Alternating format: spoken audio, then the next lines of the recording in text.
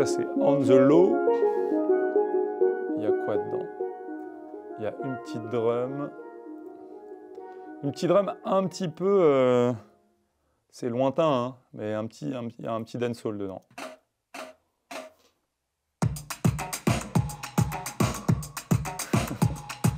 Shabba!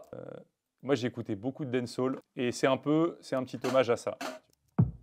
Le kick, bien dancehall, petite paire de hi-hat de Charlet qui se balade un peu.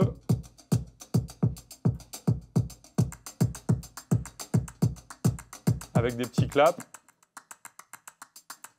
Un son que j'ai beaucoup utilisé quand même dans cet album, c'est les sonorités un peu de marching band, orchestre de percus genre New Orleans, qui sonne comme ça.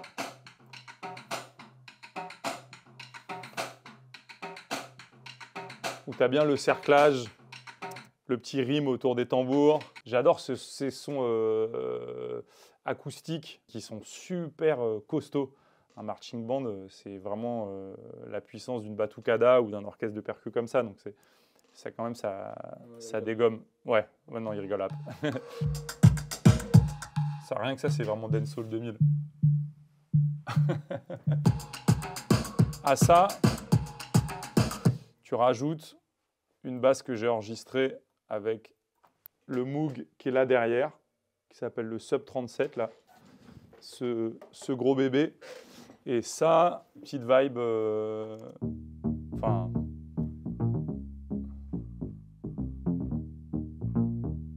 un peu dance, hein. Un peu dance... dance music. Avec le...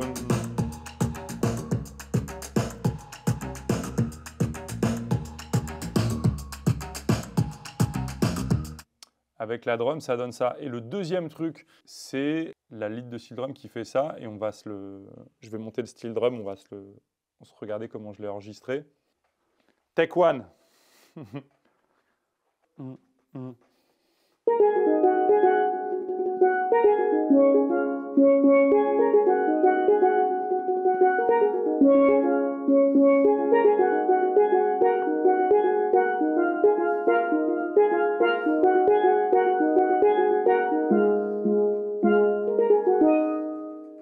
Yes. Il faut savoir quand même, généralement, quand tu enregistres ton truc, tu as ta mélodie, tu la prépares, tu la joues bien, etc. Tu presses record et tu sais plus la jouer, tu fais que de la merde.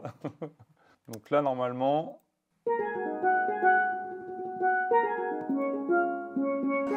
Ce que j'ai bien aimé faire sur ce morceau et dans d'autres morceaux de l'album, c'est... Tu vas texturer à fond le son du steel drum.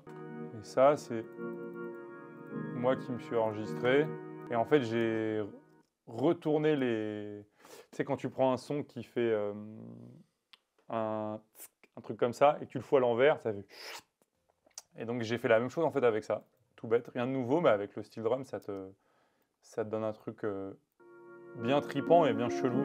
Et ça, c'est un truc que j'ai fait dans un peu tous les morceaux de l'album, d'utiliser le steel drum comme base de FX et d'habillage des morceaux. Plutôt que de partir d'un synthé, tu fais ça, tu te le samples et puis tu peux vraiment le texturer dans tous les sens en partant d'un son tout bête ou tu vois, ce genre de truc. Voilà.